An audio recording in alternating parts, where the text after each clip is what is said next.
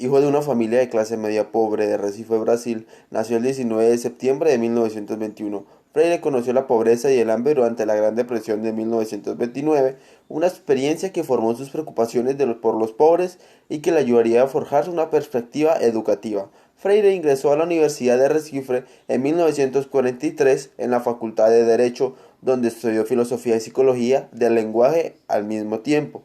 Se incorporó en la burocracia estatal, pero nunca practicó la abogacía, sino que prefirió dar clases en portugués en secundaria. En 1944 se casó con Elsa María Costa de Oliveira, que era profesora de primaria, tuvieron 5 hijos y colaboraron por el resto de su vida.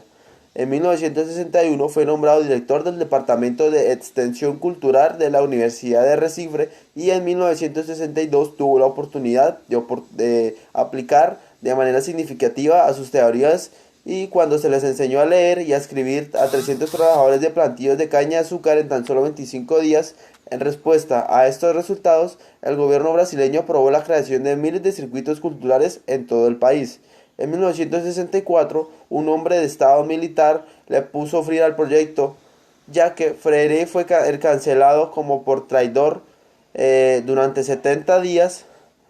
Tras un breve exilio en Bolivia, trabajó en Chile durante 5 años para el movimiento demócrata cristiano por la reforma agraria y la Organización para la Alimentación y la Agricultura de las Naciones Unidas. En 1967, Freire publicó su primer libro, La educación como práctica de la libertad. El libro fue bien recibido y se le ofreció el puesto del profesor de visitante en la Universidad de Harvard en 1969. El año anterior había escrito su famoso libro Pedagogía del Oprimido, que fue publicado en inglés y en español en 1970 debido al conflicto político entre las sucesivas dictaduras militares autoritarias y Freire, socialista cristiano. El libro no fue publicado en Brasil hasta 1974, cuando el general Ernesto Geisel tomó el control de Brasil e inició su proceso de liberación cultural. En 1997, el 2 de mayo, a sus 75 años, falleció Paulo Freire días antes de su muerte. Él mismo aún debatía sobre las nuevas perspectivas de la educación en el mundo. Su pensamiento pedagógico continúa vigente en nuestros días. Se considera que sus aportaciones sobre la alfabetización crítica emancipadora son un referente obligado en las nuevas aprobaciones socioculturales de la lectura y la escritura en el mundo contemporáneo, así como por ejemplo las teorías críticas y los nuevos estudios de literacidad recuperan buena parte del legado freireano.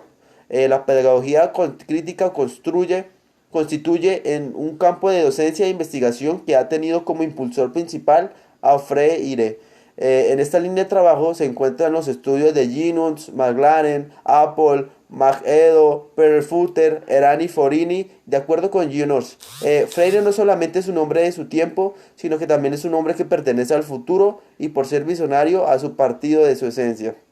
En 1946 fue nombrado director del Departamento de Educación y Cultura del Servicio Social en el estado de Pernambuco, estado en el que de su ciudad natal es su capital, trabajando principalmente en temas que no se deben leer ni escribir. Freire empezó a optar a un método no ortodoxo, de la que se puede ser considerada una viración de la teología de la participación en esa época. Leer y escribir eran requisitos para votar en las elecciones presidenciales brasileñas. Mi nombre es Juan Camilo Mendoza Hoyos y soy del grado 11-2.